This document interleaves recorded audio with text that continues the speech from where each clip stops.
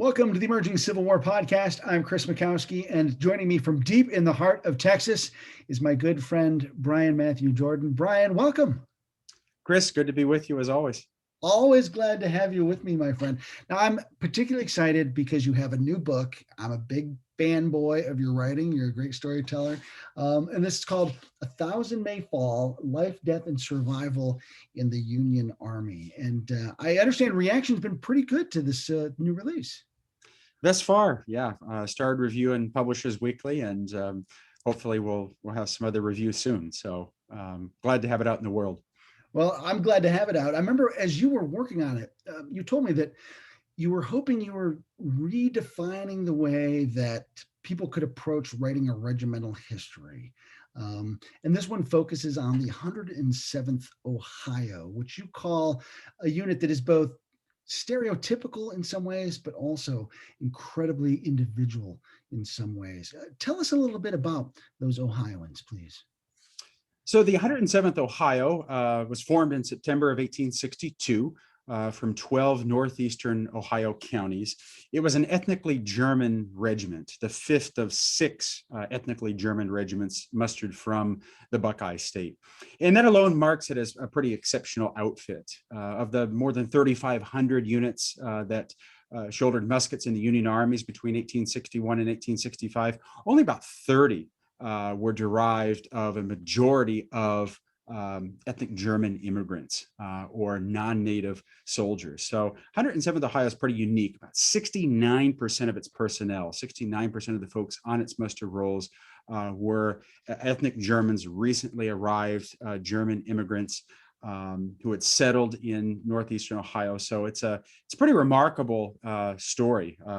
Certainly more than 200,000 ethnic Germans fought in the Union armies during the war, but very few were in these ethnic units. And so this is a real opportunity to get on the ground and to see the Civil War from an immigrant's perspective. And that's one thing that I really tried to do and tried to bring home in this book, to amplify some voices that I think have been historically marginalized in our previous accounts. Despite that ethnic background, which makes it pretty unique, they also went through a lot of the same stuff that every other soldier went through. Tell me a little bit about that. They sure did. It was really, in some ways, and I write about this in the book, that it was a regiment that kind of tracked between extremes, right? This is a unit that is going to endure that very painful winter north of the Rappahannock, the winter of 1862 to 63, which of course you have written about, the Army of the Potomac's Valley Forge. And then they are, battling the mosquitoes and the fevers of Folly Island down in South Carolina. This is a unit that participates in two of the bloodiest battles of the war, Chancellorsville and Gettysburg, losing north of 50% of its strength in both of those battles. Gets swept up in Stonewall Jackson's flank attack at Chancellorsville, deployed out to Blocker's Knoll the first afternoon of Gettysburg, and then redeployed to East Cemetery Hill for day two. So it's a battle that sees participation in some landmark battles, but then also marks time and participates in kind of on the war's margins in South Carolina, in Florida. Does some pretty lackluster garrison duties. So they understand the full range, I argue, of a soldier's experience, and in the ways in which they're both typical and atypical, I think really help us find a new perspective on Billy Yank. We've had just a remarkable renaissance of scholarship on the lives of common soldiers in the last few decades. But historians have rendered, I think, two very dramatically different portraits of Billy Yank. In some accounts, he's square-jawed and sure-footed and confident of what the war is about, and the ordeal of battle poses no obstacle and no threat to him. And then in other accounts, right, it's really as though Billy Yank is a victim of the war, and then the war is just a sequence of anguish and misery and woe. And I think there's truth in, right, both of those portraits, both of those accounts, but that really the reality for most of these soldiers is somewhere in between, right? It's the way that the war was at once a story of life and death, at once a story of pride and pain, at once a story of victory and defeat. And the 107th Ohio really made that clear. For the rest of their lives, they were trying to articulate, right, that they had simply put one foot in front of the other. They'd done their duty as they understood it, and they felt that those were really the characters that never really found their ways into our histories. And I think over the last century and a half, their kind of intuition that they were left out of the history has really been borne out by our scholarship, right? We focus on the heroes, or we focus on the cowards. We focus on the glamour and the gleaming bayonets, or we focus on the dark side, right? Just the kind of the ordinary, everyday ordeal of being a Civil War soldier is something that is kind of eluded our accounts. And so that's one thing that I hope to bring out in this book, and hopefully I got us a little closer. And people do tend to talk about, the experience soldiers have in battles. The battles are the big sexy part. There's a lot of just putting one foot in front of the other, a lot of just kind of getting through the day, a lot of guard duty, a lot of boredom in camps, and all that kind of stuff too, that is as defining an experience of being a soldier as it is, that 2 seconds of do I charge or not in the heat of a battle someplace. That's absolutely right. And I think, one of the big arguments that comes out of the book, and John Hennessy and others have written about this, but I find one of the formative moments in the life of the 107th Ohio, one of the formative moments in the life of this regiment, is that winter encampment of 1862 to 1863, which coincides, right, with the flowering of the peace movement back home. This is really when Copperhead Democrats begin to critique the war. They critique the turn toward emancipation in some pretty loud ways. And the coincidence, right, of being moored in place in these bone-chilling camps, these pretty miserable camps north of the Rappahannock. You're stuck in place, and all you're hearing is all of the protests and the anti-abolition, anti-emancipation, anti-Lincoln rhetoric from back home. And the coincidence of those two things, I think, really helps in an ironic sort of way steel these men to move forward, right? It gives them a sense of clarity about what exactly is at stake in the war and why it's important that they continue to shiver and to suffer and to sacrifice on behalf of the Union.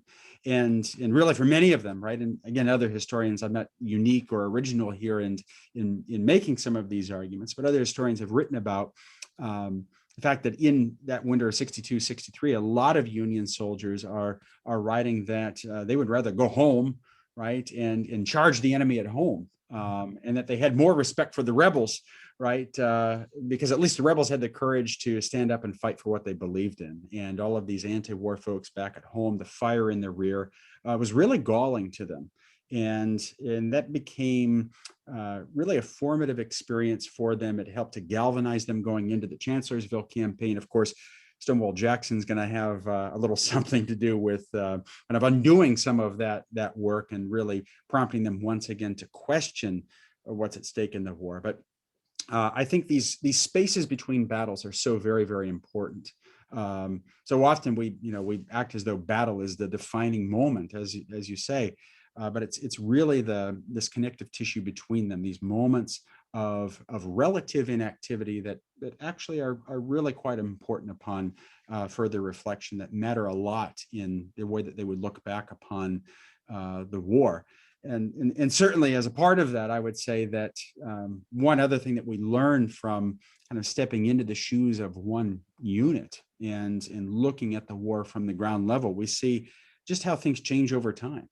Right, the way that you can be moored in that winter camp and you can have your sort of motivation to continue on kind of redefined, but then battle can undo it in a matter of minutes, right? And then you can find a period of rehabilitation after that and have that undone yet again, which is what happens to the 107th at Gettysburg. So Um, we love, sweeping generalizations. We love to kind of stereotype Civil War soldiers, to shoehorn them into kind of our own sexy categories. We love for them to be citizen soldiers or race warriors or victims or heroes. They were all of that, right? And at different moments and at different times and at different places. And that's what one of the great values of doing unit history. I'm a big fan. I've always been a big fan of unit history, and I think we need to see much more in the way of unit history moving forward. And I think we have seen in recent years sort of a turn toward that. So I'm going to ask you about that in a second, but I want to back up to something you said a second ago when they were in those winter camps and the Copperhead movement back home really galvanized for them what was at stake and yeah. what was the war all about. And then there's this extra layer for this regiment because of their German ethnicity. Tell me a little bit about how that informs kind of that galvanization for me. Certainly there's the 19th century, in particular Ohio in the 19th century. There's nativism is rampant. There's a lot of suspicion, stereotypes about these ethnic German immigrants. Will they fight? Are they cowardly?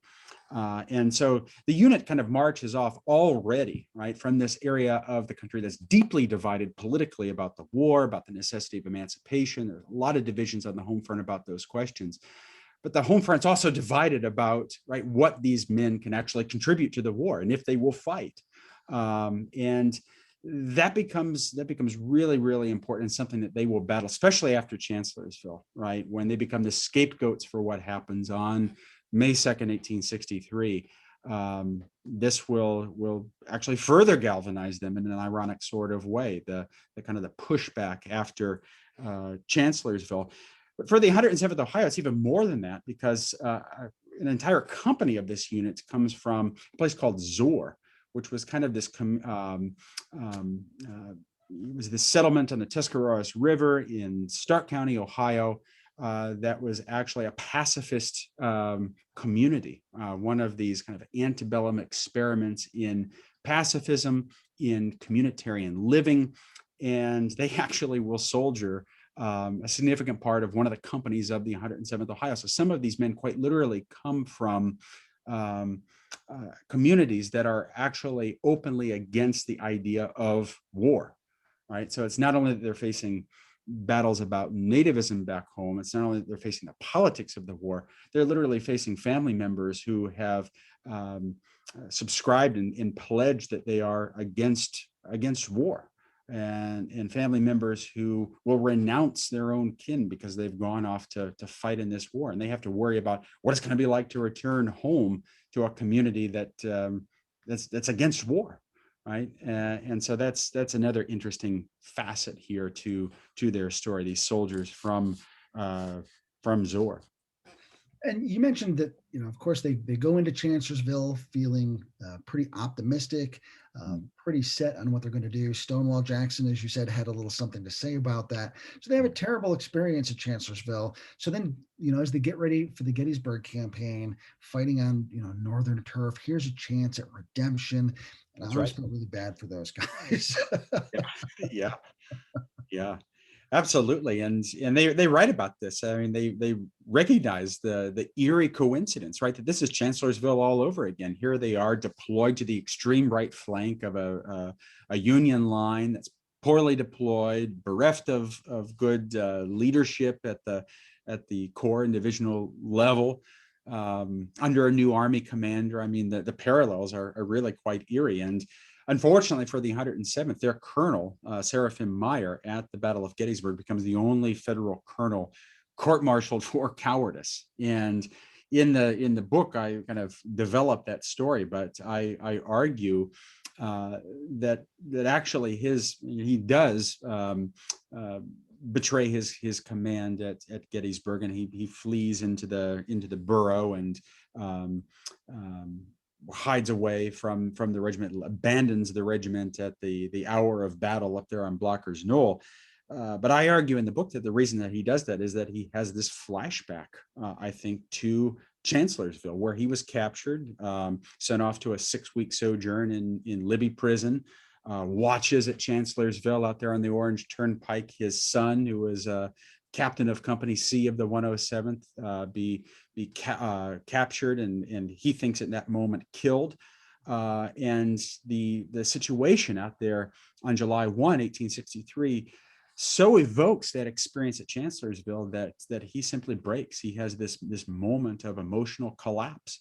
And we can be very ready to kind of armchair quarterback and to point and to say, oh, they're cowardly, and to pile on with all of the not unlike the 19th century press in some ways, in how we assess the performance of the 11th Corps on July 1st without realizing the emotional baggage that these guys are carrying. This is just 2 months removed from Chancellorsville, and here they're asked to do the same thing again under this inordinate pressure to perform, to redeem themselves.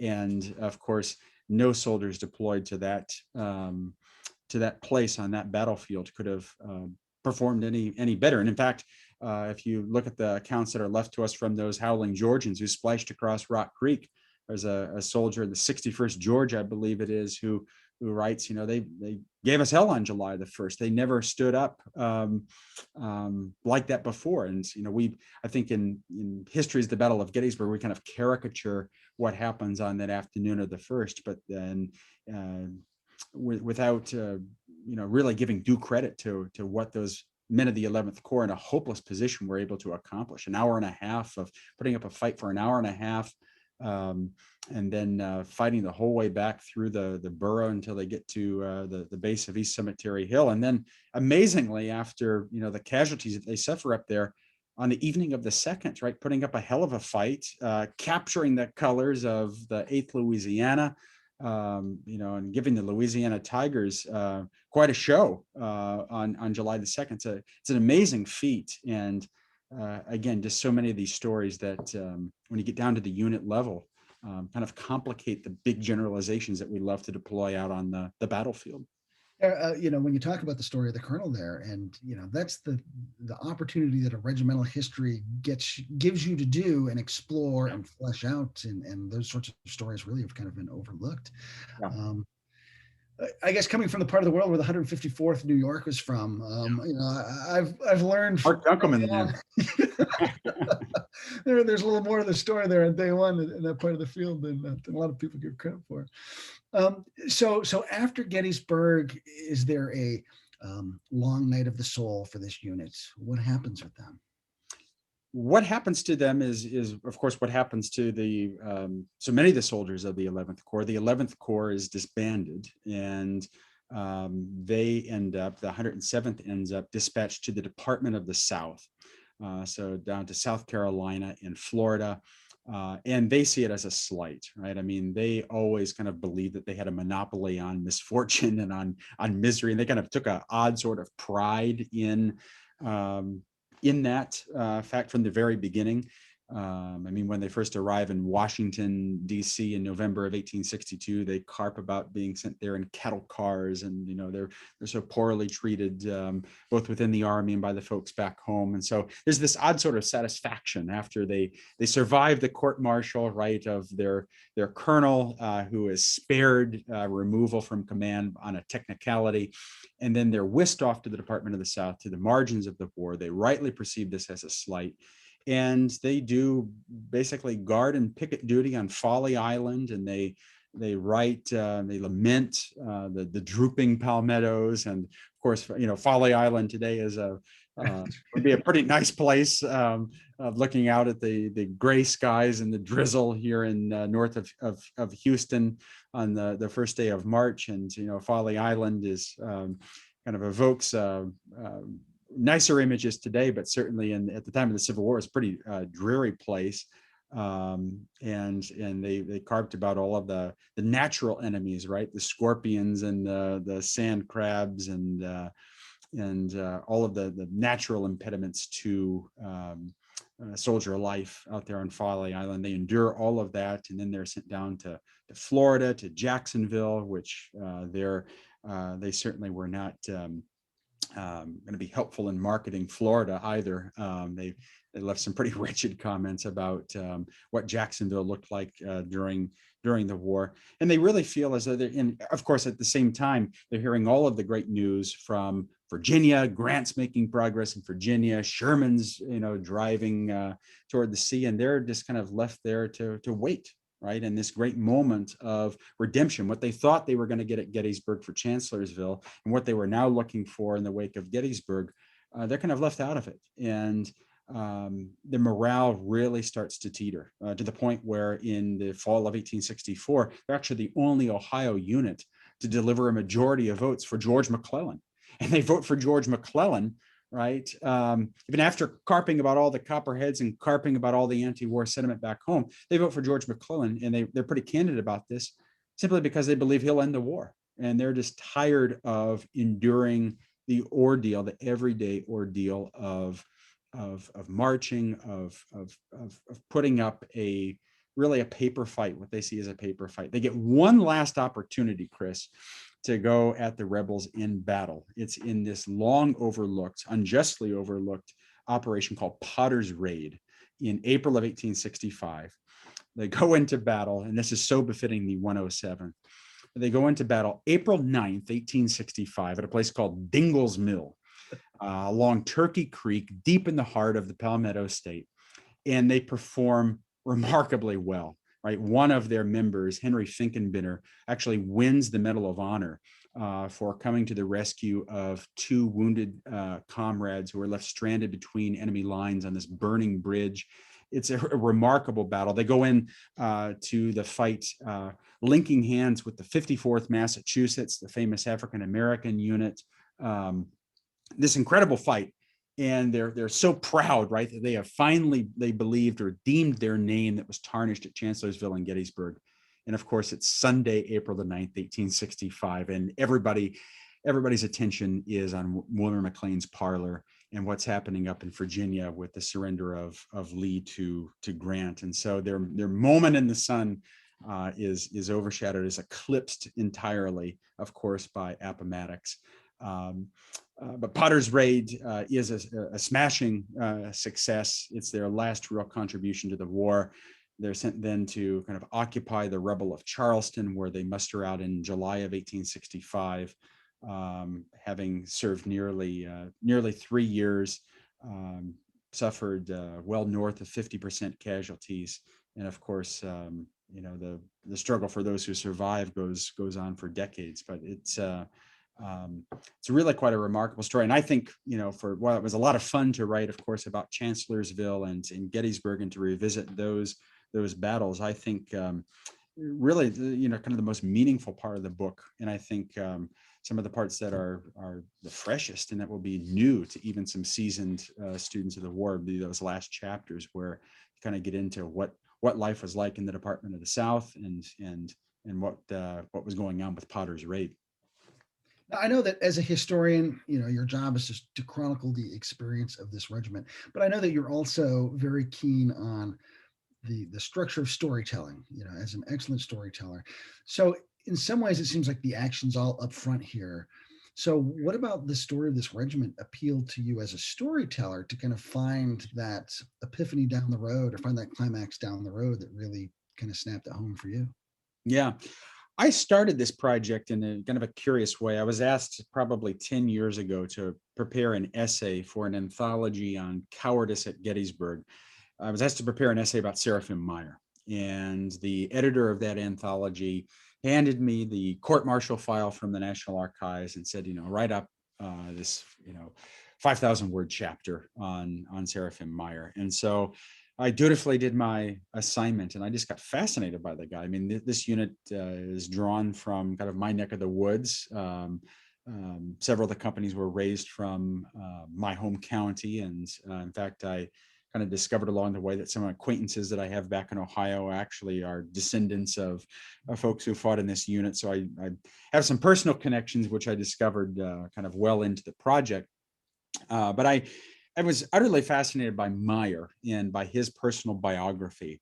And I wrote the article, and then I kept, bumping into these guys in oblique ways and other work that I was doing. And one article, one chapter became another essay, and that became another essay. And before long, I kind of realized that regimental history could be a real vehicle, right, to kind of do some interesting things, to make some interesting arguments. I believe firmly that narratives are really powerful vehicles for argument. And one of the arguments that I saw coming out here, and I hadn't seen anybody deal with this kind of in a corporate way in Civil War history, is the power of place, right? And to really shape a regiment's experience. And certainly you saw that in the winter encampments of 62, 63. You saw that in South Carolina, in Florida.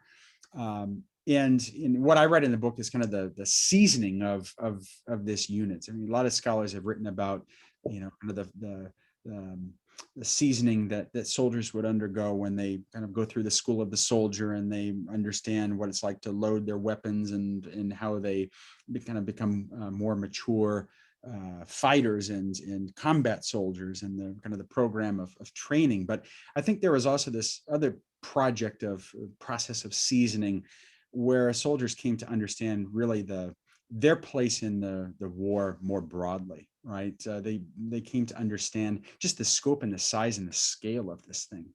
And for the 107th, that kind of occurs when they are first transferred out of Ohio, in this brief stint that they have close in September of 1862 in Kentucky. And they're transferred out to Washington, D.C., and then into Northern Virginia. And they look at kind of this militarized, starkly militarized landscape around Washington, D.C. And then they see the extent of all of those camps on the north side of the Rappahannock. And they realize, kind of the size and the scope and the scale of this war. And, the connecting place to that kind of understanding of the war as a whole, I think is something that comes out. Understanding, right, the regiment as a community. As of course we know that regiments are the building blocks of Civil War armies, but regiments, really, the bonds of comradeship long outlive the war, and in fact they outlive these soldiers themselves. And as I was doing some work on this project, I realized the descendants of these soldiers are still, in contact, as though it's kind of a, kind of this family reunion that continues to this day. They still know one another and communicate with one another. And a couple of these descendants, would supply primary source materials that they had in their own collections, and they'd say, "Well, you've also got to know, Captain Major Vignos's, folks. Where we correspond with them regularly." So the bonds of comradeship, the bonds of regimental community, it was a powerful thing, right? That not only helped these men endure the war, but that helped them endure the peace, and that have continued to help their descendants process exactly what their ancestors experienced. So there are all sorts of these things that you can kind of get at through the lens and through the vehicle of regimental history. And personally, I would like to see more of it done in Civil War studies. Certainly Leslie Gordon's book on the 16th Connecticut gets at this, and she was an inspiration for this project. Clearly, you mentioned Mark Dunkelman and his work on the 154th New York. Susanna Ural's book on the Texas Brigade. There are all sorts of folks who are working on these unit histories, and that help us to see the war from some new and oblique angles, and to amplify some voices that we don't always get to hear.